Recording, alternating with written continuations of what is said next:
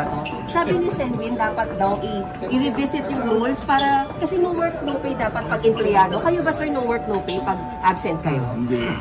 Walang ganong rules sa mga legislators eh.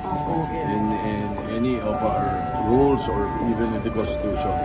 Siguro kung mayroong mga kababayan tayo na gustong tanungin itong ganyan, ano, at saka let's say gustong panagutin ng isang legislator, mag-file sila ng ethics complaint. Ito yung mga magandang remedyo para matalakay natin yun. It doesn't necessarily have for us to come out and amend our rules and say something like that.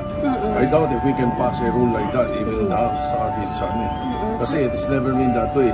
Even in the other congresses, ganun talaga. So, pinakamaganda mag-file na sila ng complaint. SP, does that mean kahit 2 to 3 weeks ng absence si Sen Bato, sumisweldo po siya? Sa Congress nga, mayroong isang buong taon hindi mapasok eh. Wala naman silang ginagawa, wala rin umaangal eh. Diba? O ito, 2 to 3 weeks pa lang. Pero may sweldo yan, SP? Siyempre. Siyempre. Okay. Sir, until ngayon wala. Allotted na yun eh, allotted na yun. Until ngayon, sir, wala pa rin pong communication si Sen. Wala pa rin. Pero SP, yung opisina niya nagpa-function naman. Oo, nagpa-function naman. Empleyado niya lahat. Nag-aaral din ng mga bills. Walang magiging bawas sa pondo ng opisina niya, SP, kung di siya pumapasok. Walang ganun eh. Tuloy-tuloy yung function kahit wala yung senador, SP. Oo.